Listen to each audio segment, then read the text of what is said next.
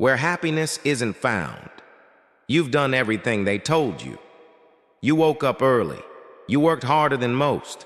You kept a smile on your face, played your roles well, partner, parent, professional, achiever. And maybe, just maybe, you believed the reward for all of it was next milestone, landed that promotion, bought that house, or became that better version of yourself. Then finally, you'd feel whole. But what if I told you? The search has been backwards all along. Because the deepest kind of happiness, the unshakable kind, isn't found in applause. It's not in external validation or future goals. And it's not out there waiting for you to become worthy enough to receive it. It's here. It's already in you. It always was. The ancient Stoics didn't talk about self-love the way modern culture does. They didn't sell mantras or bubble baths. They didn't teach you to inflate your ego. They taught something harder, something quieter, something infinitely more powerful: self-respect, discipline, clarity of soul, and peace through radical acceptance. Because when you learn to govern your thoughts, you begin to govern your emotions. And when you govern your emotions, you stop begging the world for permission to feel joy. This isn't self-help fluff. This is a return, a quiet homecoming, not to someone you must become, but to who you already are. So if you're ready to stop chasing happiness in all the wrong places and finally start cultivating it from within, then let's begin. Slowly, gently, intentionally. You are not broken. You are human. The first step is this: you are not broken. You are becoming. You're not a problem that needs to be fixed. You're not a project that needs constant upgrading. You are a human soul, imperfect, evolving, textured by time, pain, grace, and choice. The Stoics believe this, that your value is not earned through success. Your worth isn't something to acquire. You were whole the day you were born. Life doesn't give you meaning. You give meaning to life by how you live it. But the world teaches you to forget, to believe you're lacking something, not successful enough, not attractive enough, not spiritual enough. And so you chase more money, more achievements, more masks. But what if you paused? What if you stood still in front of a mirror and whispered, "There is nothing missing in me"? Not to inflate your ego, but to remind your soul, even if you don't believe it yet, especially if you don't. Because repetition is how the heart relearns what the world made it forget. Say it again tomorrow, and again the next day, until one day it's not just a sentence, it's your truth. Detach from external validation. Step 2, stop outsourcing your worth. Seneca said it plainly. It's not the man who has too little, but the man who craves more, who is poor. We live in a world addicted to validation, likes, applause, status, the eyes of others. We measure our days by how well we were received, not how honestly we lived. But here's the truth. That kind of validation, it's not affirmation, it's addiction. You start editing yourself just to be accepted. You perform. You smile through discomfort. You suppress your truth to maintain your image. But at what cost? The Stoics taught that freedom begins the moment you stop needing what you can't control. And what's more uncontrollable than other people's opinions? Let this be your daily question. Did I live in alignment with my values? If yes, rest well. If not, no shame. Just awareness. And try again tomorrow. Your conscience is your compass.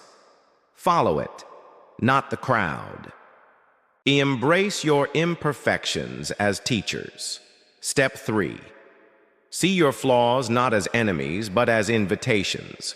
Marcus Aurelius wrote, "What you avoid controls you. What you confront You can transform. You're not meant to be flawless. You're meant to be conscious. Stoic self-love isn't about ignoring your pain. It's about confronting it, gently, honestly. It sounds like, yes, I messed up, but I'm still worthy. Yes, I feel ashamed, but I won't stay there.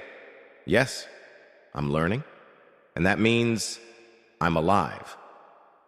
Every scar has a story. Every regret holds a lesson, and every struggle is a doorway to inner strength if you're brave enough to walk through it. So next time you fall short, don't spiral. Pause and ask, what happened? What did I feel? What is this here to teach me? And then whisper to yourself, even this is part of becoming who I am. Let your flaws shape you. Let your shadows educate you. Let your scars shine. Treat yourself like someone you deeply love. Step 4. Care for yourself like someone you'd never abandon. If your child was hurting, you'd comfort them. If your best friend was exhausted, you'd urge them to rest.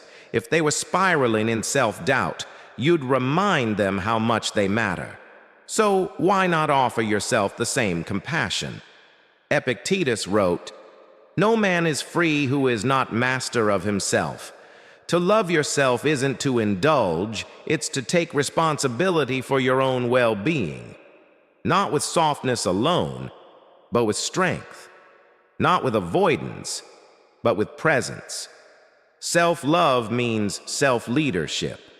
It's waking up and choosing the habits that honor your future self. It's catching your destructive patterns and asking, would I treat someone I love this way? And then choosing differently. This isn't weakness. This is wisdom. This is how you become your own protector, your own guide, your own anchor. Cultivate stillness and gratitude. And now, step 5. Slow down. Be still. Practice gratitude. True joy doesn't live in what's next. It lives in noticing what's already here. The Stoics practice negative visualization, imagining life without what they love. Not to feel fear, but to cultivate awe. That's where their peace came from. From presence, from simplicity, from appreciating the ordinary as sacred. Stillness isn't the absence of movement. It's the presence of meaning. So each morning, before the noise begins, ask yourself, what am I grateful for about myself? Not what you've achieved, but who you've become. I'm patient with others. I don't give up easily. I show up even when I'm scared. These are not small things. They are the building blocks of an unshakable life. Gratitude is not a mood, it's a muscle. And when you train it, joy becomes a habit. Come home to yourself. You don't have to go searching for happiness in faraway places, because what you're looking for has been quietly waiting within you all along. Freedom doesn't begin when others approve of you. It begins the moment you approve of yourself. Peace doesn't arrive with perfection. It's born the moment you stop resisting who you are. You don't have to earn your place in the world. You don't have to hustle to feel worthy. You don't have to wait for permission to rest, to heal, to love yourself.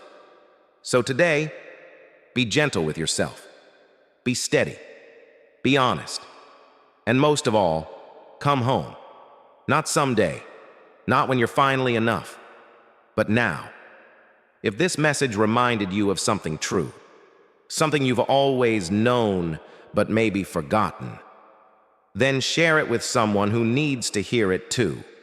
And if you'd like more Stoic wisdom to help you come home to yourself, hit subscribe. This is just the beginning.